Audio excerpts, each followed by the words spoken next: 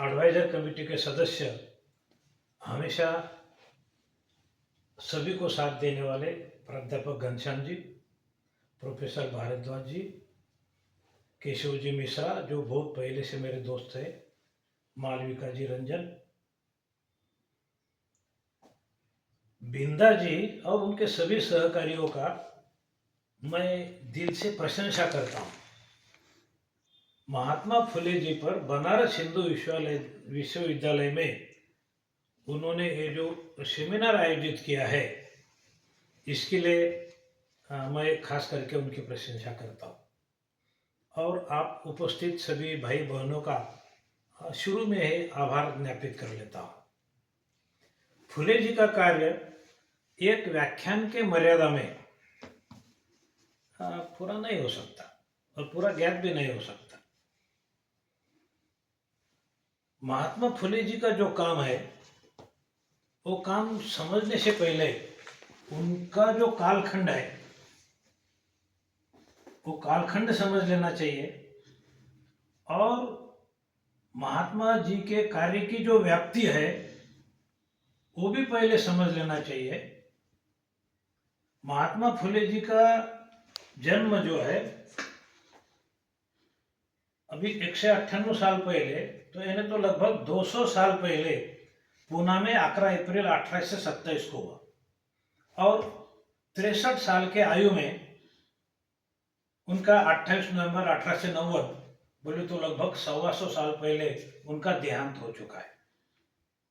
यानी तो ये जो बात है फुले जी के काम की वो 150-200 साल पहले की बात है और फुले जी का जो काम है वो बहुव्यापी काम है, बहुआयामी काम है। फुले जी प्रबोधनकार थे, समाज सुधारक थे, शिक्षण तज्ञ थे, कृषि तज्ञ थे, अर्थतज्ञ थे, आधुनिक नाटककार भी थे, निबंधकार भी थे और महाराष्ट्र के लिए सबसे भूषण की बात, छत्रपति शिवाजी महाराज के वो पहले शिव चरित्रकार है। शिवाजी महाराज के आद्य जीवनी सबसे पहले उन्होंने लिखी है। आधुनिक मराठी कविता के भी वो जनक थे। पुणे शहर के 200 साल पहले की बात है, पुणे शहर के आयुक्त भी थे। आधुनिक मराठी कविता के जनक भी थे। पुणे में कमर्शियल और कॉन्ट्रैक्टिंग कंपनी जो थी उसके वो कार्यकारी संचालक भी रह चुके थे। ऐसे डजनों गंती काम है। प्रबोधनकार, समाज सुधारक, शिक्षा तज्ञ, कृषि तज्ञ, अर्थतज्ञ, आधुनिक नाटककार, निबंधकार, आद्य शिवाजी की आद्य जीवनी लेखक, आधुनिक मराठी कविता के जनक, पुणे शहर के आयुक्त, कमर्शियल का, ऐसा बहुत काम है और ये 150-200 साल पहले के जमाने में हुआ है और वो अभी भी आप सभी के लिए और अपने पूरे देशवासियों के लिए महात्मा जी का जो काम है अभी भी मार्गदर्शक है। महात्मा ज्योतिबा फुले ने ये जो भिन्न भिन्न काम किया है, ये सभी कामों के उन्होंने लोगों के जीवन पर अपने काम की मुहर लगाई है और उसके परिणाम स्वरूप महात्मा ज्योतिबा फुले को आधुनिक भारत के शिल्पकार भी कहा जाता है। ज्योतिराव फुले ने जो भिन्न भिन्न काम किए हैं उसमें समाज सुधारना का काम, समाज सुधारना में स्त्री पुरुष समानता, जाति निर्मूलन, शिक्षण प्रचार प्रसार, धर्म चिकित्सा, संसाधनों का फेर बंटवारा, सामाजिक न्याय और अंतरजातीय विवाह, इन कृतिशील कार्यक्रमों के सहारे महात्मा ज्योतिबा फुले ने वैकल्पिक सभ्यता की नींव रखी है। देखो उस जमाने की जो सभ्यता थी उसको एक विकल्प महात्मा फुले जी ने दिया है। और उसमें स्त्री पुरुष समानता, जाति निर्मूलन, शिक्षण प्रचार प्रसार, धर्म चिकित्सा, संशोधन का बंटवारा, सामाजिक न्याय, अंतरजातीय विवाह, ऐसे बहुत सारे काम फुले जी ने किए हैं। साथ साथ लिंग भेद, वर्ग भेद, जाति व्यवस्था, इन तीन ही शोषण केंद्रों पर महात्मा फुले जी ने हमला चढ़ाया है। स्वातंत्र्य, समता, बंधुता और न्याय, ये जो वैश्विक मूल्य है, इनके सहारे संस्थात्मक नैतिक परिवर्तन का काम बड़े जोर शोर से महात्मा फुले ने किया है। भारतीय समाज सुधारना का रचनात्मक और सक्रिय कृतिशील आंदोलन छेड़ने वाले महात्मा ज्योतिबा फुले आधुनिक भारत के पहले शिल्पकार है, पहले महापुरुष है। महात्मा फुले जी का आंदोलन सच में मानव मुक्ति का आंदोलन था। इंसान और इंसान का दुख, इसकी जड़ ढूंढने का दिल से प्रयास गौतम बुद्ध के बाद किसने किया होगा, तो वो महात्मा फुले जी ने किया है। करके मैं शुरू में भगवान गौतम बुद्ध का नाम लिया। महात्मा फुले जी ने जो वैयक्तिक सभ्यता का जनक उनको जो कहा जाता है, उसमें महात्मा फुले जी ने स्वातंत्र्य, समता, बंधुता, शिक्षा, जाति निर्मूलन, स्त्री पुरुष समानता, कृषि, किसान का सर्वांगीण विकास, साथ साथ महिला, अनुसूचित जाति, जमाती, भटके, विमुक्त, अन्य पिछड़ा वर्ग, इनका सामाजिक संगठन, मानवीय हक जागृति और संघर्ष के अभूतपूर्व योगदान महात्मा फुले ने देने से महात्मा फुले जी को वैकल्पिक सभ्यता का जनक भी कहलाया जाता है। और एक काम करते हो महात्मा फुले जी ने और एक सबसे बड़ा काम किया है, वो है साहित्य के बारे में। साहित्य के बारे में भी महात्मा फुले ने सत्यशोधक समाज का आरंभ करके महात्मा फुले ने सत्यशोधक साहित्य की नींव आधुनिक भारत में पहली बार रखी है। आधुनिक युग में 1853 को सत्यशोधक साहित्य परंपरा का आरंभ महात्मा फुले जी द्वारा ही पहले हुआ। वैसा तो प्राचीन काल में हुआ था, नहीं ऐसा नहीं। लोकायत ने किया था, सांख्य ने किया था, जैन, बुद्ध, नाथ, शाक्ति पंथ आदि ये जीवनवादी मूल्यों का पुरस्कार करने वाले जो दार्शनिक थे, उन्होंने सत्यशोधक साहित्य की निर्मित की थी, नहीं ऐसी की बात नहीं। मध्ययुगीन काल में भी वारकरी संप्रदाय है, लिंगायत है, महानुभाव है, इन्होंने भी सत्यशोधक साहित्य का निर्माण मध्ययुगीन काल में किया था। पर आधुनिक युग में सत्यशोधक साहित्य का काम करने वाले महात्मा फुले ये पहले थे। महात्मा फुले जी ने आधुनिक युग में 1853 में निर्मिकाचा शोध ये पहला पद्य उन्होंने प्रकाशित किया 1853 में, और सत्यशोधक साहित्य की परंपरा रखी। पहला था उनका पद्य जो उन्होंने प्रकाशित किया, निर्मिकाचा शोध। वो ईश्वर के लिए उन्होंने निर्मिक नाम दिया था, कोई दूसरा नाम नहीं जो ये सब निर्माण किया है ऐसा। तो उसमें लिखा था निर्मिकाचा शोध। और दूसरा उनका है मनुस्मृति का धिक्कार, 1854 में लिखा हुआ है। बाद में 1855 में उन्होंने एक नाटक लिखा, वो तृतीय रत्न का नाटक लिखा। तृतीय रत्न बोले तो ज्ञान, ऐसा उनका मतलब था। और 1869 में उन्होंने छत्रपति शिवाजी महाराज पर एक बहुत बड़ा सा काव्य लिखा। 1869 में शिक्षा क्षेत्र अंतर्गत ब्राह्मण पंतों जी का पोवाड़ा उन्होंने लिखा। 1869 का ब्राह्मणाचे कसब करके एक बहुत बड़ा सा खंड काव्य उन्होंने लिखा है। 1873 में गुलामगिरी नाम का और एक ग्रंथ उन्होंने लिखा। शेतकऱ्याचा आसूड, तो किसान की जो हालत होती है उसके बारे में बहुत अच्छा सा उन्होंने लिखा है। और उनके जीवन के लास्ट में उनको पक्षाघात हुआ था, पैरालिसिस हुआ था। पैरालिसिस होते हुए भी उन्होंने बाएं हाथ से ट्राई करके एक अच्छा सा किताब लिखी जिसका नाम था सार्वजनिक सत्य धर्म। उनके मृत्यु के बाद 1819 में वो सार्वजनिक सत्य धर्म की किताब की भी प्रकाशना हुई है। उनके बच्चा जो यशवंत है, उन्होंने जो गोद लिया था, उसने उनके मृत्यु के बाद वो किया है। तो देखो, तो सत्यशोधक साहित्य की निर्मित भी महात्मा फुले जी के द्वारा ही हुई है। साथ साथ महात्मा फुले जी का ये जो काम है, सामाजिक संगठन का बोलो और या तो साहित्य का बोलो, तो ज्योतिराव फुले का जो जन्म है वो महाराष्ट्र के पुणे में पेशवाई खत्म होने के बाद, यानी तो पेशवाई पीरियड के बाद अंग्रेजों का राज था, उस अंग्रेज आमदनी में, यानी तो पेशवाई और अंग्रेज आमदनी, ऐसे दोनों के पार्श्वभूमि पर महात्मा फुले जी का जन्म हुआ है। और भारतीय समाज के लिए ये बहुत बड़े भाग्य की बात है। पेशवाई के पीरियड में महाराष्ट्र और सभी दूर सब भारत भर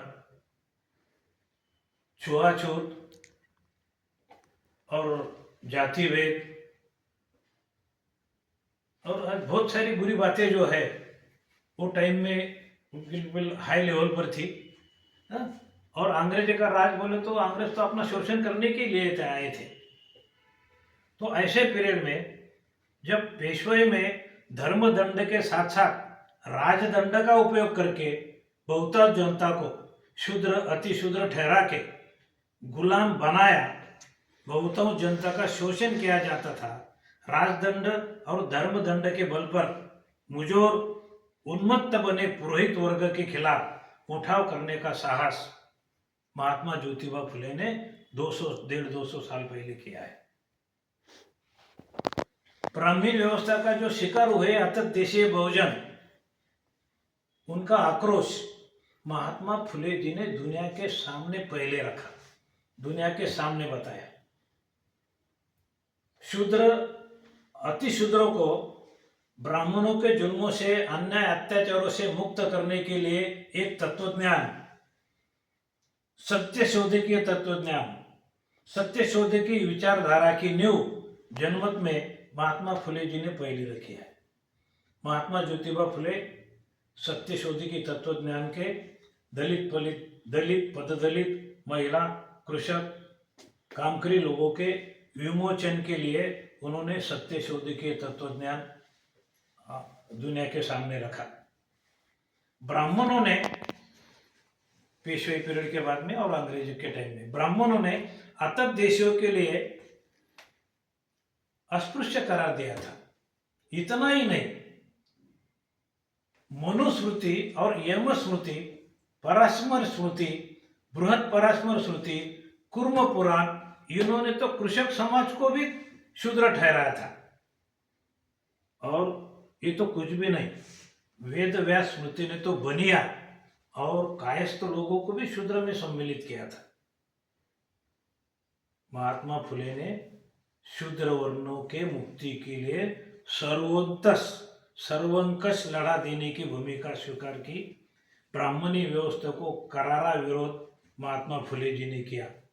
23 सितंबर 1873 में सत्यशोधक समाज की स्थापना की, ब्राह्मण धर्म के खिलाफ मुहिम शुरू की। सत्यशोधक समाज का तात्विक लेखन उनके मृत्यु के बाद छपी हुई सार्वजनिक सत्य धर्म ये किताब में बहुत सविस्तर ढंग से दिया हुआ है। महात्मा फुले जी बहुत सारे काम करते करते, सोशल काम करते करते, सामाजिक काम करते करते उन्होंने बहुत अच्छा सा काम किया है। और जो आज के थीम का प्रमुख जो विषय है वो है महात्मा फुले जी ने जो प्रबोधन का काम किया और उसके साथ साथ महात्मा फुले जी ने जो शिक्षा प्रचार प्रसार का काम किया, उसके बारे में आज खास अपना बोलने का सब्जेक्ट है। महात्मा फुले जी अध्ययनार्थी थे, वो पढ़ते थे, विद्यार्थी अभ्यासक थे, प्रबोधनकार भी थे। सामाजिक बदलाव के लिए प्रबोधन की जरूरत को महात्मा फुले जानते थे। सो जानबूझकर खुद का लेखन जन सामान्य के भाषा में, देवनागरी लिपि में, मराठी भाषा में उन्होंने किया। अंग्रेजी भाषा तो उनको बहुत अच्छी से आती थी। वो क्रिश्चियन लोगों के साथ रहते थे, क्रिश्चियन लोगों के साथ में उनकी पढ़ाई हुई, क्रिश्चियन लोगों से उनकी पढ़ाई हुई। अंग्रेजी बहुत बढ़िया बोलते थे, तो भी उन्होंने अपना पूरा लेखन जो है वो देवनागरी में, मराठी भाषा में किया है। जैसे कि प्रबोधन के लिए निजी लोगों की जो लैंग्वेज है वो बहुत जरूरी है।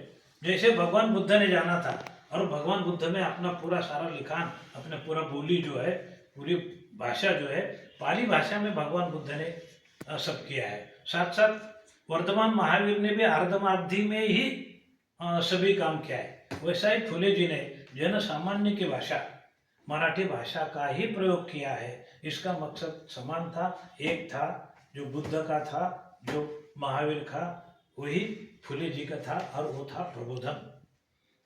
सत्यशोधक समाज, सत्यशोधक विचार आदि कार्य कथन करने का थीम आज का नहीं है।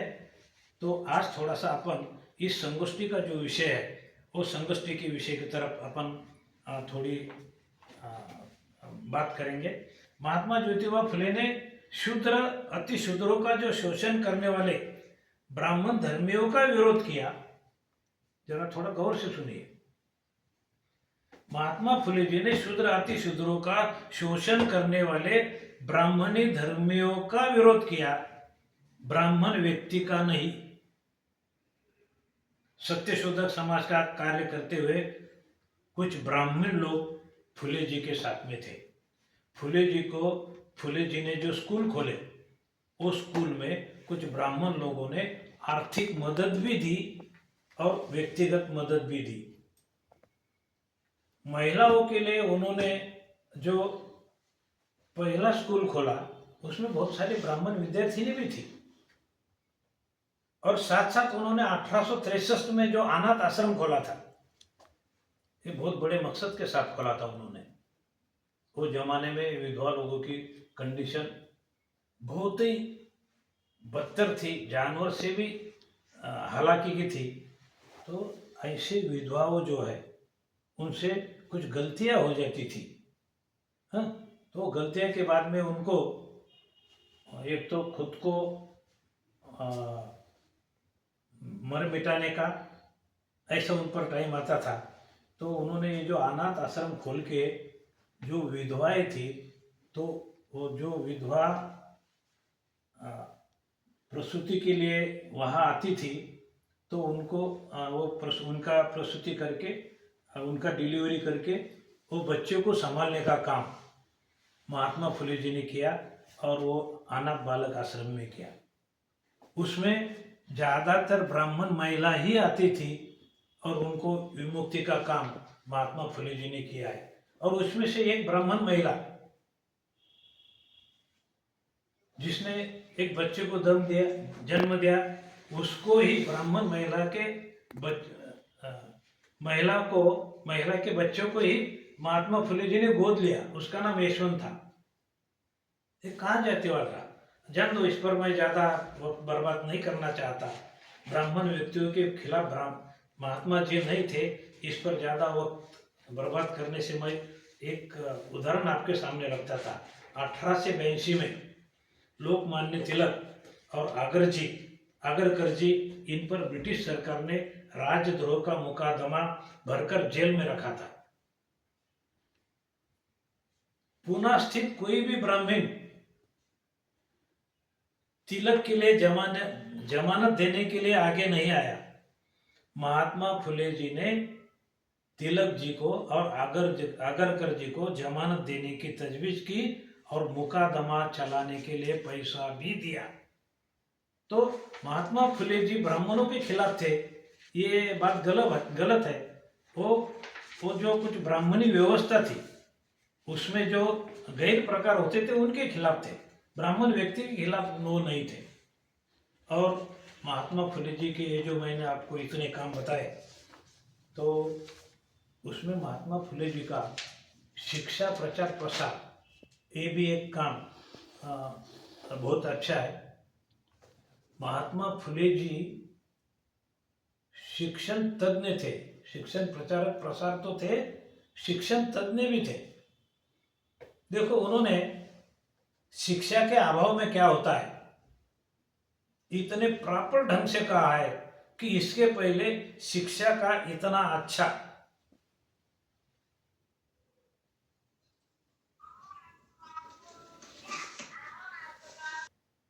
और उन्होंने शिक्षण संस्थाएं खोली, उसका प्रचार प्रसार भी किया